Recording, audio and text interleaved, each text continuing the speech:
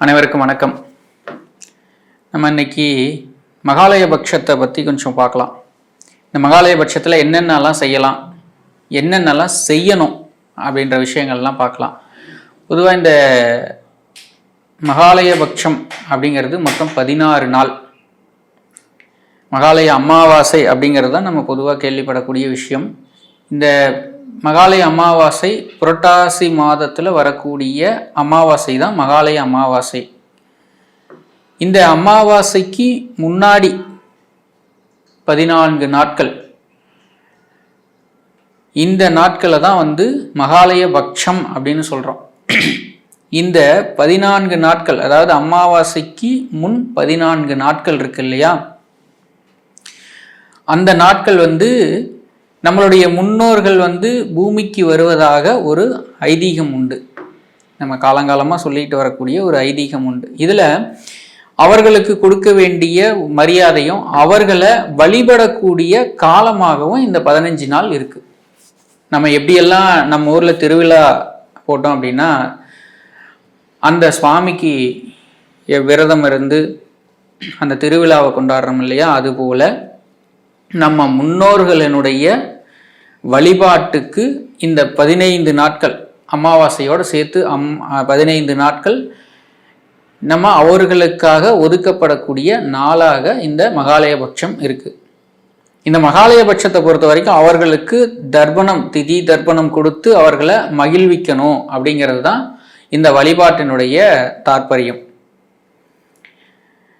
நம்ம முன்னோர் வழிபாடு அப்படிங்கிறது நம்மளுடைய வாழ்க்கையில் இன்றியமையாத ஒரு விஷயமா இருக்குது. ஆனால் இன்னைக்கு பெரும்பான்மையாக நிறைய பேர் அதை மறந்துடுறாங்க. அது மிகப்பெரிய ஒரு பாவச் செயல் அப்படின்னு தான் சொல்லணும், முன்னோர் வழிபாடு அப்படிங்கிறது. ஏன்னா இந்த தேகத்தை, இந்த உடலை கொடுத்தது நம்மளுடைய தாய் தந்தையர். ஸோ அவர்களுக்கு அந்த உடலை கொடுத்தது அவர்களுடைய தாய் தந்தையர். இந்த முன்னோர்கள் இல்லாம நம்ம இந்த இடத்துல இல்லை, முன்னோர்கள் இல்லாம நம்ம இந்த இடத்துல இல்லை. அதை எப்பவுமே மனசுல வச்சு, அப்போ அந்த முன்னோர்களுக்காக வருடத்துல ஒரு முறை அந்த 15 நாட்கள் அப்படிங்கிறது அவங்களுக்கு எடுக்கக்கூடிய ஒரு திருவிழாவா நம்ம நினைச்சுக்கணும், ஒரு விழாவா நம்ம நினைச்சுக்கணும். அதற்கு நம்ம விரதம் இருந்து அந்த 15 நாட்களும் அவங்களுக்கு திதி தர்ப்பணங்கள் இதையெல்லாம் கொடுத்து சந்தோஷமா அவர்களை திருப்திப்படுத்தி அவர்களுக்கு அவர்கள்கிட்ட நம்ம ஆசீர்வாதம் வாங்கணும் அப்படிங்கிறது தான் இந்த காலத்தினுடைய ஒரு புண்ணியமான ஒரு விஷயம் அப்படின்னு கூட சொல்லலாம்.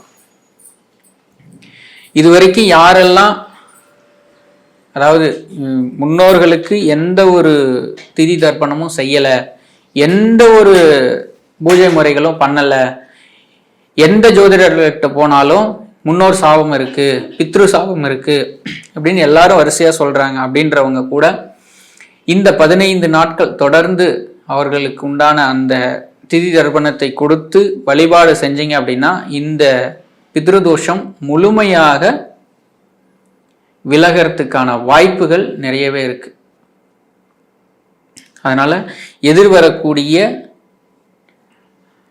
இந்த மகாலயபட்சத்தை அனைவரும் பயன்படுத்திக்கணும் அப்படிங்கிறது தான் என்னுடைய தாழ்மையான வேண்டுகோள். இந்த மகாலயபட்சம் ஆரம்பிக்கக்கூடிய தேதி அப்படிங்கிறது வரக்கூடிய செப்டம்பர் 8ஆம் தேதி, அதாவது திங்கட்கிழமை ஆரம்பித்து அமாவாசைக்கு அடுத்த நாள், அதாவது 22 செப்டம்பர் அன்னைக்கு இந்த மகாலயபட்சம் முடியுது. 15 நாட்கள் அவங்களுக்கு உண்டான திதி தர்ப்பணங்கள் எல்லாம் கொடுத்து 16ஆவது நாள் அவர்களை சந்தோஷமா அவன்கிட்ட ஆசீர்வாதம் வாங்கிட்டு அவங்கள வழி அனுப்பி வைக்கிறதா ஐதீகம். இது கருட புராணத்திலையும் சொல்லப்பட்டிருக்கக்கூடிய ஒரு விஷயங்கள் தான். நம்ம எதையும் புதுசாக நம்ம இந்த இடத்துல எதுவும் சொல்லலை. முன்னோர் வழிபாடு அப்படிங்கிறது ரொம்ப ரொம்ப முக்கியமான ஒரு விஷயம். தெய்வ வழிபாட்டில் குலதெய்வ வழிபாடு எப்படி ரொம்ப முக்கியமானதோ அதே போல் நம்ம இங்கே வாழ்கிறதுக்கு, நம்ம சந்ததியினர் சந்தோஷமாக வாழ்கிறதுக்கு முன்னோர்களுடைய வழிபாடு ரொம்ப முக்கியம். நீங்கள் அப்பா கூட சண்டை, தாத்தா கூட சண்டை இதெல்லாம் மறந்துடுங்க. இதெல்லாம் எடுத்து ஓரமாக வச்சுருங்க. அவர் எனக்கு எதுவும் பண்ணலை, இந்த சரீரத்தை நமக்கு கொடுத்துருக்குறாங்க. அதுவே மிகப்பெரிய ஒரு விஷயம். அவங்கெல்லாம் இல்லாமல் நம்மளாம் வந்துட முடியுமா? யாராவது வந்துட முடியுமா? நீங்கள் தான் வந்துட முடியுமா? நான் தான் வந்துட முடியுமா? ஸோ இந்த உடலை, இந்த தேகத்தை கொடுத்த அவர்களுக்கு நம்ம செய்யக்கூடிய நன்றி கடன் அப்படிங்கிறது வேற ஒன்றும் இல்லைங்க, அந்த திதி தர்ப்பணம் தான். இந்த நன்றி கடனை செய்யறதுக்கு நமக்கு ஒரு வாய்ப்பு அப்படிங்கிறது தான் இந்த மகாலயபட்சம். இதுல இந்த மகாலயபட்சத்துல இந்த 15 நாட்கள்ல ஒரு சில நாட்கள் ரொம்ப முக்கியமான நாட்கள் அப்படிங்கிறது உண்டு. நம்ம குடும்பத்துல பெரியவங்க இறந்திருப்பாங்க. அந்த இறந்தவங்களுடைய திதியெல்லாம் தெரியாது அப்படிங்கிறவங்க இந்த மகாபரணி அப்படின்ற ஒரு நாள் வருது. அந்த மகாபரணியில் அந்த திதி என்ன திதியில் இறந்தாங்க அப்படிங்கிறது தெரியாதவங்க இந்த மகாபரணியில் அவர்களுக்கு திதி தர்ப்பணம் கொடுக்கலாம். அது என்னைக்கு வருது அப்படின்னா மகாபரணி 12/9, அதாவது 12ஆம் தேதி மகாபரணி வருது. அதற்கு அடுத்தபடியாக மத்தியாஷ்டமி. இந்த 2 நாளுமே திதி தெரியாதவங்க, இப்போ என்னுடைய தாத்தா இறந்துட்டாரு, எங்களுடைய அப்பா இறந்த திதி தெரியாதுங்க, என்ன திதினே தெரியாது அப்படின்னு சொல்லக்கூடியவங்க இந்த 2 நாளில் கம்பல்சரி கொடுக்கணும். என்னால் 15 நாள்லாம் கொடுக்க முடியாது சார், எனக்கு வேலை இருக்குது, கமிட்மெண்ட் நிறைய இருக்குது அப்படின்றவங்க இந்த ஒரு குறிப்பிட்ட ஒரு 5 நாளை கம்பல்சரி பயன்படுத்தணும். அந்த 5 நாள் என்னென்னங்கிறத நம்ம ஒவ்வொன்றா பார்க்கலாம். அதுதான் மகாபரணி, அடுத்தது மத்தியாஷ்டமி, அதற்கு அடுத்தது ஏகாதசி திதி. இந்த ஏகாதசி திதியில ஒரு குடும்பத்தில் யாராவது சந்நியாசம் வாங்கிட்டு போயிட்டாங்க, சந்நியாசம் வாங்கிட்டு அவங்க போயிட்டாங்க அப்படின்னா அவர்களுக்கு கொடுக்கக்கூடிய அந்த திதி தர்ப்பணம் இந்த ஏகாதசியில கொடுக்கணும். இந்த ஏகாதசி எப்போ அப்படின்னா 17ஆம் தேதி இந்த ஏகாதசி திதி வருது. ஸோ அந்த திதியில அவர்களுக்கு அந்த திதி தர்ப்பணத்தை கொடுத்து அவர்களுடைய ஆசையை நம்ம பெறணும். அதற்கு அடுத்தது சதுர்த்தசி திதி. ஒருவருடைய குடும்பத்தில் துர்மரணம் நடந்துடும், அதாவது இயற்கைக்கு மாறான மரணம்.